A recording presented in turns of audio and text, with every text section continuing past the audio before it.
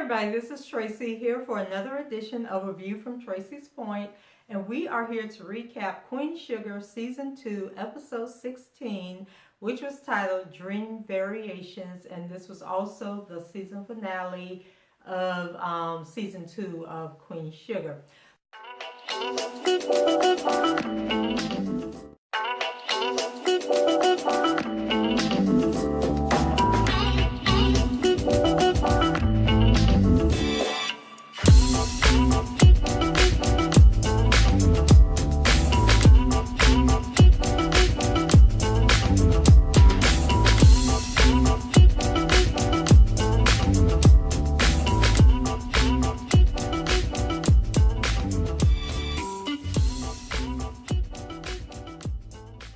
But before we get started, did you all read or hear about Oprah selling her controlling interest in OWN?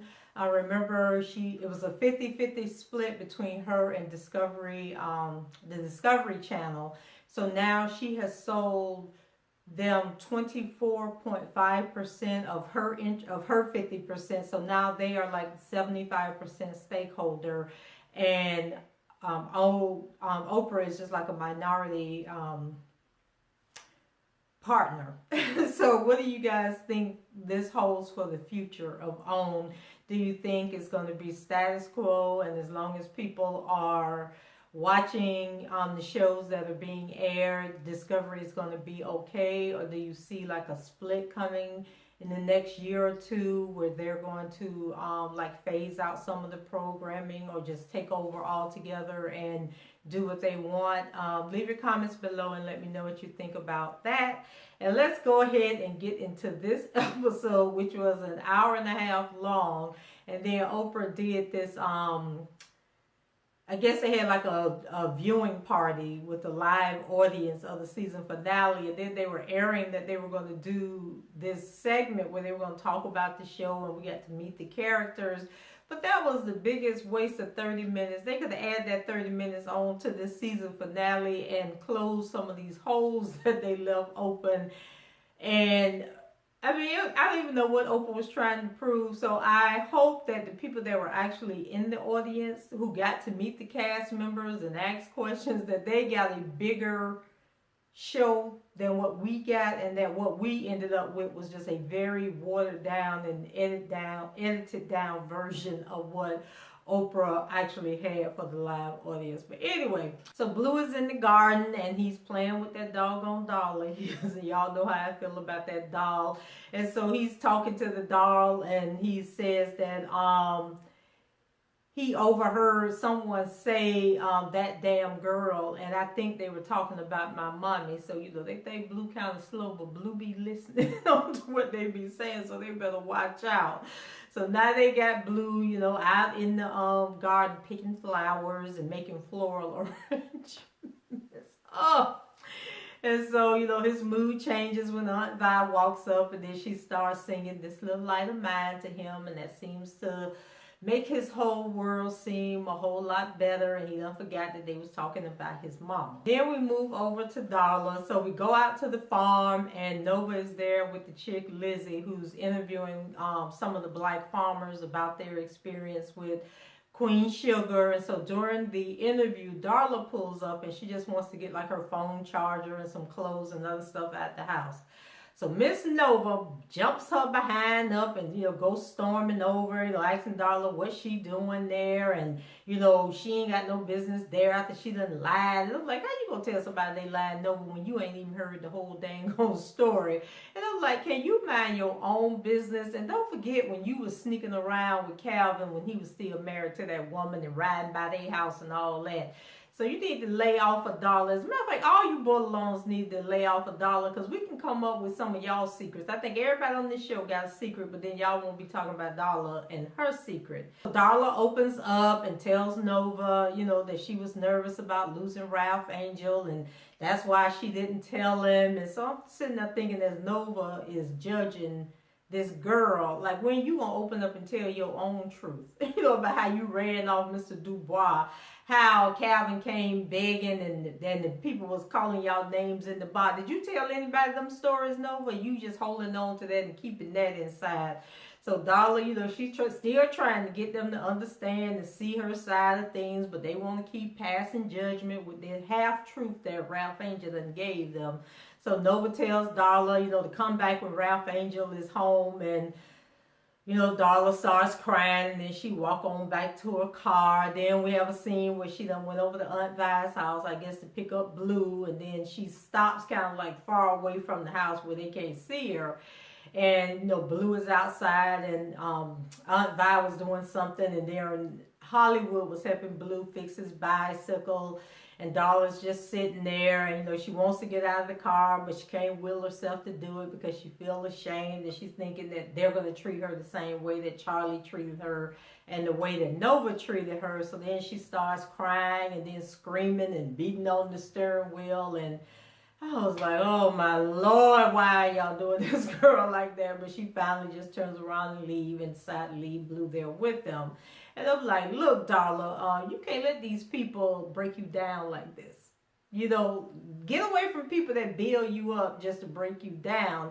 You need to get your child and go on to DC or wherever, because I'm thinking them board loans is crazy too. So don't let them make you feel like your life is so horrible when all of them got secrets and demons going on. And it might be best just get Blue and get him away from all of them, and two of y'all just build y'all life together, because I don't like how they treating you, Darla. After Darla leaves, Hollywood gets a phone call, and it's about his the deposition that he did about the fire on the rig.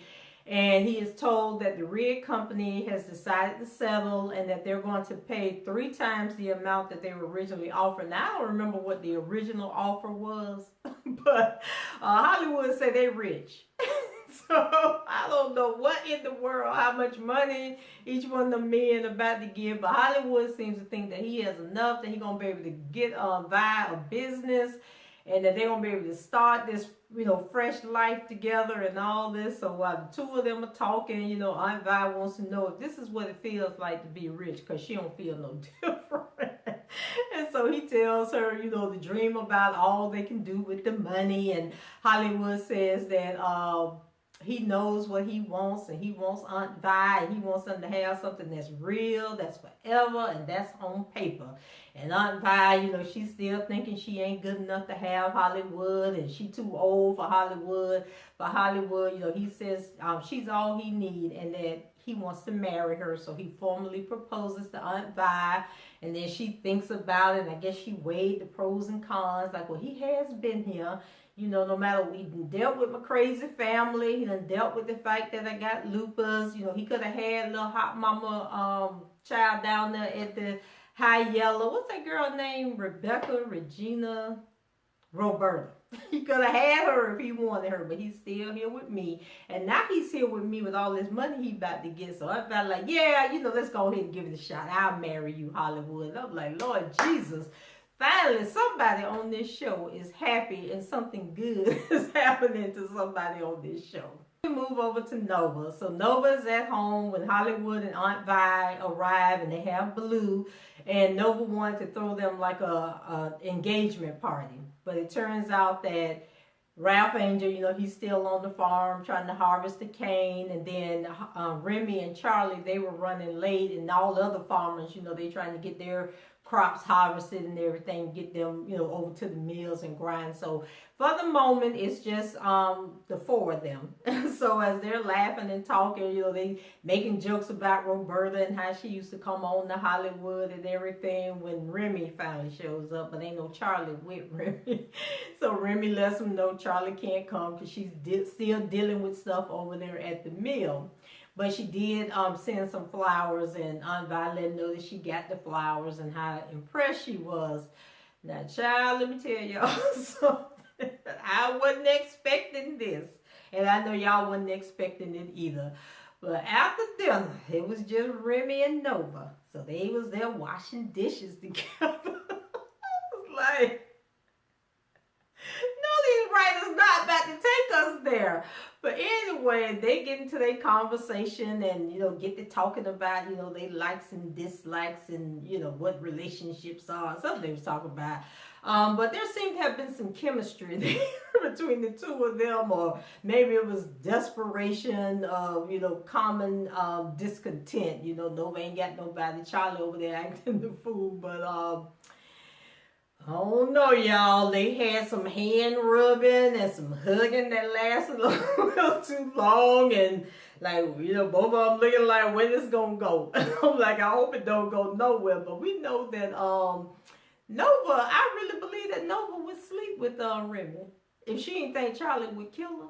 I really think that if the opportunity presented itself, that Nova would sleep with Remy. So I don't know if that's something that's going to come up in season 3 or what, but I'm going to be here for it just to see how low down Miss Nova can get. So then later on, we have Nova, and she's at home writing an article, and so she interjects her thoughts or just juxtapositions her thoughts about the sugar mill situation with those of W.E.B. Du Bois' theory on double consciousness. And she's talking about her dad and what farming meant to him. And so when she finishes the piece, she sends it to her editor, who responds, with great praise in a text. And so he tells Nova that this is the most incredible piece he has ever read, and lets her know that it is going to run in the op-ed section on the front page of the Sunday paper above the fold. And that is big time. Those of y'all that don't know nothing about laying on newspaper, that is a huge, huge opportunity for Nova. And so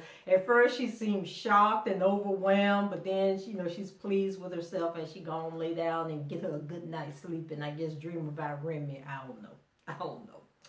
So then we move over to Charlie. So Charlie, you get her, she's storming into Jacob Boudreaux's office, demanding that he back off the rumors, but they just engage in a verbal sparring match. And, he tells her that I like taking bobs with you, Charlie.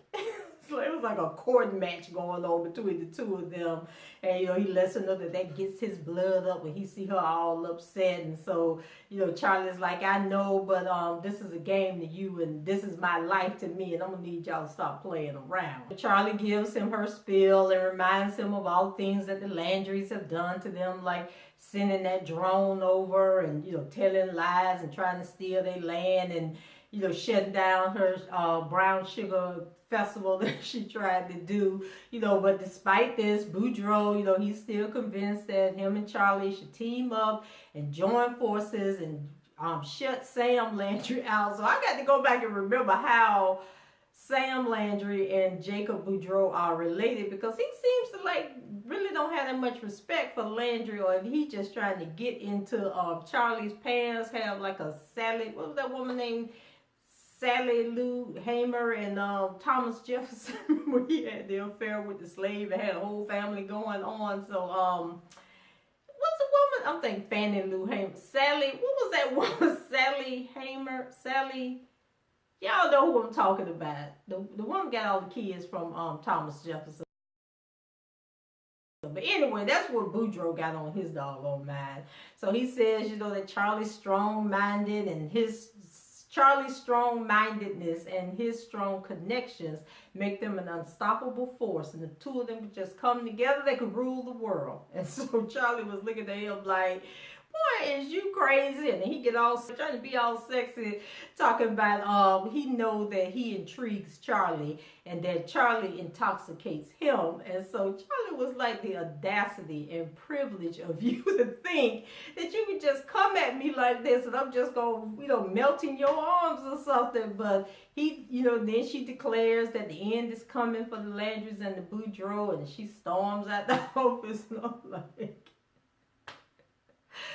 okay, where we going with this, y'all? Y'all think him and Charlie gonna end up hooking up together, and then Davis gonna have to come back and save her behind yet again?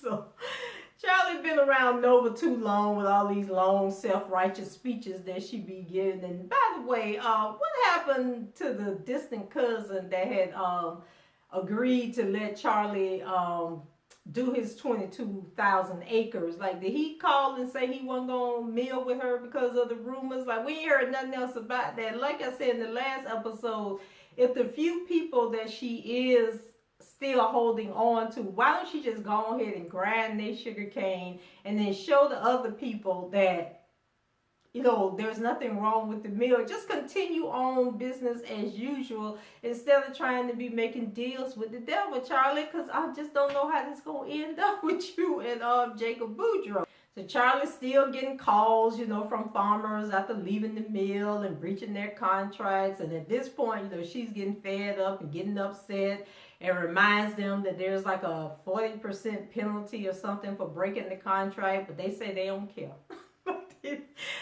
I'm like, what is the Boudreaux? Like, is the Landry's offering or the Boudreaux offering them to pay the costs, the penalties for them? Like, none of this is making sense to me. And if it's making sense to y'all, please leave it in the comments and help your girl understand what the hell is going on. Ralph Angel, you know, he catches Charlie. I think Charlie had came over to the farm and she looking all angry and worried, like she don't know what she gonna do. So she tells him that she's down to only 3 farmers left and that she has a plan, but he needs to be a part of the plan and play along. And so she tells him to go ahead and take his business over to the Landry mill, which I thought it was the Boudreaux mill. But anyway, she told him to take his crop and mill with Landry, and then she was going to go and do something with the Jacob guy at his mill.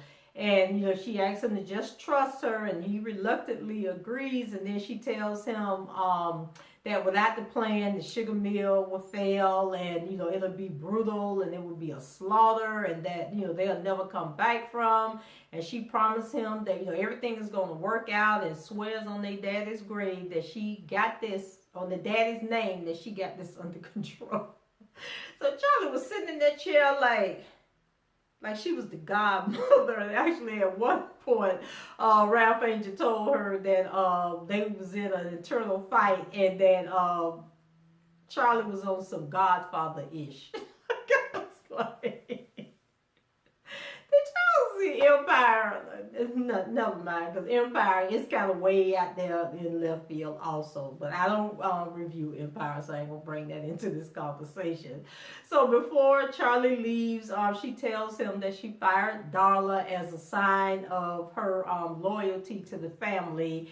And so Ralph Angel was looking at her like, you fired Darla? Like, oh, Jesus. Like, why would you do that? But then Charlie, she was so proud of herself, she walked on out the house. So then we have a scene where at the mill and Remy stops by, you know, and he runs into Charlie. And so he wants to talk to the farmers one-on-one, but Charlie stops him and tells him that, you know, they beyond that point, don't worry about the farmers. And so she says that she has a plan to have Ralph Angel, you know, go over to Landry, and then she gonna do some deal with Jacob. And so Remy immediately, you know, scoffs at the idea and tells her that she would be breaking the trust of all the farmers, and, you know, that they spent months convincing these people to join them. And then Charlie looked at him and said, you talking about the people that's done bailed on me, that heard them rumors and took their business on back to the Landrys? Well, I really don't care about them. I don't care about community. Like, I'm in the fight for my life, and you just got to trust me on this situation. You know, and then Remy, you know, he breaks down and tells her that she was right, and he knows that she's hurting, you know, but he was begging her, like, don't do this, don't get in bed with the devil. And so she tells him that she realized after going through the thing with Davis that hurt fuels her, and she's going through with her plan, and he either trusts her or he don't. And then Charlie, I swear her head was spinning like the damn Exorcist when she was in that hallway talking to Remy. She was like in a dark place, and she was giving him dialogue that probably was going over Remy's head, and he was looking at her like she had lost her mind. But Remy tells Charlie, you know, that he cannot trust her. She is not trustable. And he then walks away, you know, basically letting them know that, you know, they done. He can't help her in business. He don't want to be, you know, romantically inclined with her. And I'm sitting there, he don't want to be romantically involved with her any longer. And I'm sitting there thinking, Lord, Remy, please don't go on over there to Nova.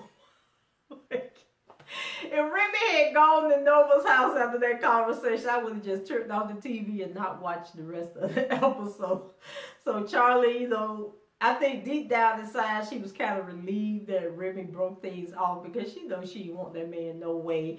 And talking about she tired of trying to prove herself to him. When y'all was in that bed and that man started talking about having kids and you knew you didn't want to have no more kids and he killed the mood while you was there in your sexy undergarments, you should have left that man alone right then and there. But I'm glad that it's over and I hope it stays over.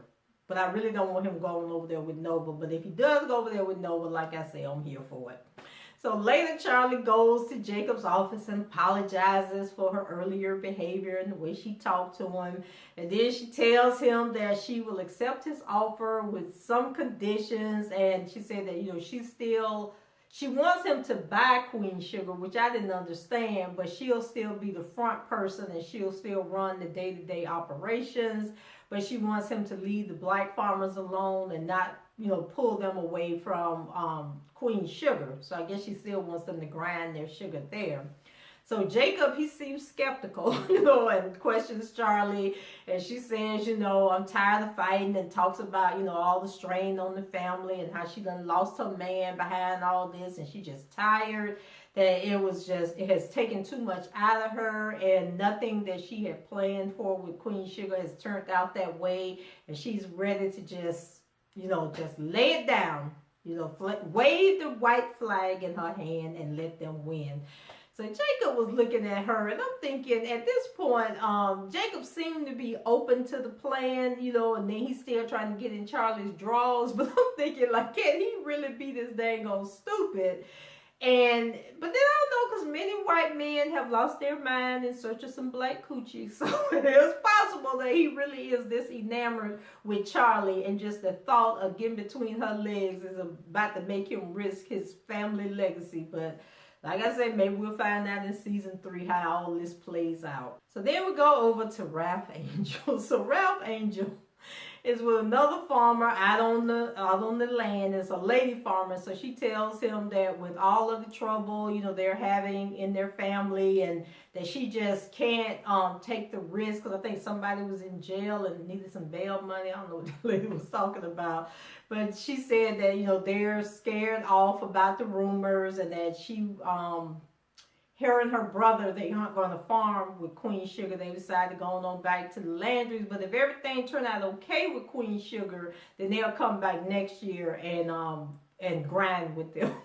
She's like, lady, you got a lot of doggone nerve. But she want Ralph Angel to tell Charlie. She ain't woman enough to go tell Charlie herself. So, of course, the news disappoints Ralph Angel, and he says that, he'll talk to Charlie, but the lady said that they can't wait. She got to go ahead and get her crops in and over to the mill. So after Charlie told him that she fired Darla, he starts thinking about Darla and like, oh my God, maybe Darla done relapsed. So he heads out to look for her. I think he went to the AA meeting and Darla wasn't there. So he talked to the sponsor, and the sponsor tells him that, Darla didn't come to the meeting, and that she asked to be alone that night. And, she asks and lets Ralph Angel know that she's worried about Darla. So Ralph Angel heads out looking for Darla. He's going to all her little hangouts, and he finds these little hookers by a motel, and he's asking them, do you know Darla? Have you seen Darla, skinny, light-skinned chick with long hair? And so they flirting with him like, we'll be Darla or anybody else you want us to be. And so he's like, no, gotta find her. So they let him know they don't know Darla. And then he asked them if they know Star, and they said they don't know nobody named Star. So then he left there, went to this 2-story like duplex looking house, and so he asked the guys downstairs. They said they don't know Darla, they ain't seen Darla. So then he go upstairs, and the man opened the door. He don't know Darla, he ain't seen Darla. So then he ends up going over to this crack house. And so he's walking all through the crack house, and y'all have seen the scenes of the crack house where they be laying on dirty mattresses and having sex with people and all that. So he looking all around. And thank God Darla wasn't there either. So then he drives off and finally decides he's going to try one last place. So he ends up, I don't know if it was the recreation center that she used to take Blue, but it had like this big Olympic-sized swimming pool, and so Darla was in there and she was swimming and everything. And so I was like, oh, Darla, okay, she ain't out there strung out on drugs. So I got to thinking about that whole scene, y'all. I really think that Ralph Angel low-key wanted to find Darla somewhere strung out on drugs so he could rescue her and boast about how his family, always got to save her and boost her up and just really make Darla dependent on him and grovel to him and beg him. And I just didn't like how that whole scene played out and made me feel. And so when he saw Darla in that pool, you could tell like his whole demeanor changed, and he was kind of like pissed off that Darla, was, she wasn't broken. She was out there, doing something positive, something that made her feel good, that boosts her energy and her self-esteem. And I think he was really, really bothered by that. So Darla gets out of the pool and, asks him, if he can hear her out and hear her side of the story. So, she's starting to explain about how she had went home and she ran into the friends at the party and got high and everything. But y'all, Ralph Angel wasn't trying to hear that. He wants to get to the point why she had to lie. He don't want to hear what led up to the lie. He don't want to hear about what men she slept with or anything like that. So then he gets into his self-righteous mode, which I'm coming to think is like a trait, like an inherited trait of the borderline family line, that everybody just think they stuff don't stink, but they can look down on everybody else.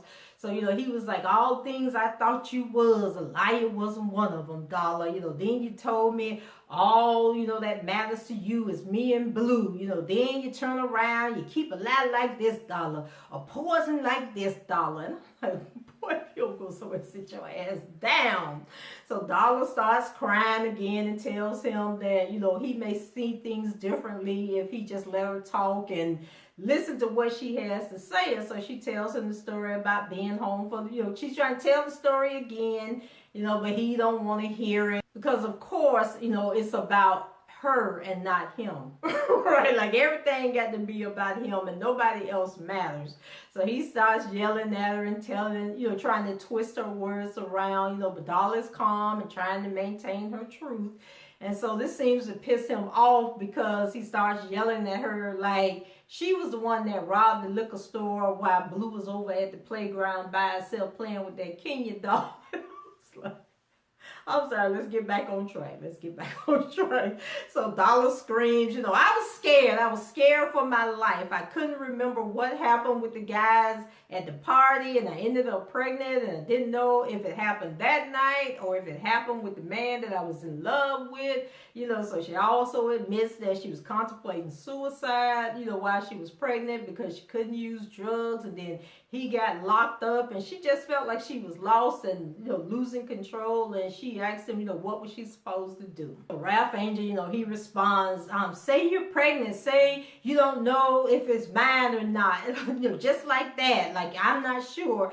I was like, boy, if she had said that to you, you would have cussed out, called every kind of slut and hoe, and we would still be at this point that we're at right now. It just would have happened 7 years earlier.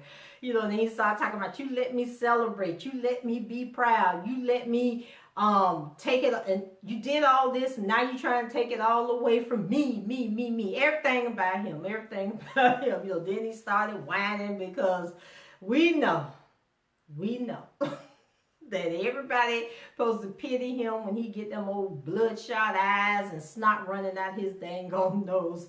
So Darla, she always taking their mess, but oh girl, I need you to curse them out. Curse all of them out. Stop apologizing for your truth. Then she asked the asshole for forgiveness. And he talking about, I'll never look at you again. I'll never trust you again. I'm like, boy, are you serious right now? So Darla starts crying and asks him, if they are over, and he finally gets his revenge, and he, broke her down, just broke all the way down and got her, into that sunken place. And then he gets in his Nova mode, talking about, Blue is the blood of his blood and runs through his veins. And I'm like, child, y'all can save me the monologue. So Darla then says that she's going home to DC, to be with her parents, and she just want to try and get on her feet, but she's gonna leave Blue with him. And I'm like, girl, please, if I would get my child and I would be poof be gone. Like they would have to be looking for me in DC. They would have to bring them little fake custody papers that they done signed over, just signed in blue back and forth between the two of them, which I still don't understand how any of that was legal. And then your mom and them, well, I don't know, Hollywood got money now, Darla, so they might be able to fight you with the lawyers, but I would at least give it a run. And then maybe the lawyers will say, can y'all get a damn DNA test and put all this foolishness to rest? Because I'm still trying to figure out why we've been dealing with this for 2.5 hours and the initial DNA have not entered into anybody's conversation. But I digress. So, Darla, she's still being loving and forgiving and kind and trying to do the right thing. So this Negro says, God bless you. And I mean that. Then he will walk off like, I got the victory. Just like, oh, Ralph Angel. And did y'all notice that was the second time he said that on this episode? Because when he was talking to the lady farmer earlier in the show, he said that same thing to her when he walked out talking about, well, God bless you. Boy, if you don't get out yourself, okay? So then Ralph Angel goes over to pick up Blue from Aunt Vi's, and he tells Blue, that he hasn't been around because it's harvest time and he's been working hard, and that's why Aunt Vi had to take care of him. So Blue starts to cry because, he probably confused as hell. Like, first, I'm with my mama and you gone. Now, my mama gone and I'm over here with Aunt Vi. Then you come and pick me up, but my mama ain't with you. So Blue don't know what the hell going on, and I don't think nobody done told Blue what's going on. So that poor little boy probably just is lost and confused and ain't really got nobody to talk to but that Kenya doll. Just like, is season 3 gonna pick up where we leaving off right here? We gonna be like 4-5 months down the line, still ain't had no DNA test taken. I don't know. So rather than talk to Blue and tell Blue what's going on and explain that Darla ain't gonna be around for a while and that she got to, get healthy again like Darla asked him to do, and he left her at that pool crying, he decides that he wants to tell Blue how he got his name. So he said that it was something that no one in the family ever had, and then he explains how Aunt Vi realized that she was named after the color violet, and how, she was in school and pulled out the crayon, and the crayon color was called violet, and she realized how beautiful it was. And so he came up with Blue because it rhymed with his mother's name, which was true. And he tears up as the name reminds him of the two women that constantly believed in him, Aunt Vi and his mother. But I think there was a point on Ralph Angel when Darla believed in you too. So why you trying to turn Blue against his mother, like subconsciously, without saying your mama ain't crap, trying to turn Blue away? So now Blue really looking at him all dazed and confused. And so Ralph Angel say, everything good, son, you got it. So then they drive, he buckled Blue down and they drive off. And so Blue looking up at the moon like, what in the world is happening to my life? And then his head just dropped down and he falls asleep. And child, if y'all thought I hated Ralph Angel before this, can you imagine how much I detest him after this whole situation with Darla and them went down? Now, granted, Darla should have told Ralph Angel, about Blue and the doubt about the paternity. But Ralph Angel just then took it to a whole nother level, then turned the whole family against Darla, when all this could have been resolved with a doggone DNA test. They make us give Darla a chance and fall in love with a character, and then they let the Bullalones tear her up, tear the threads, and I'm just done. I'm done right now. So maybe when season 3 roll around, I'll be over this whole situation. But right now, I am done with Queen Sugar. So let me know what your thoughts. Leave your comments below. Rate the video. Subscribe to the channel if you haven't done so already. And until the next time, I'll talk to you guys later. Bye-bye.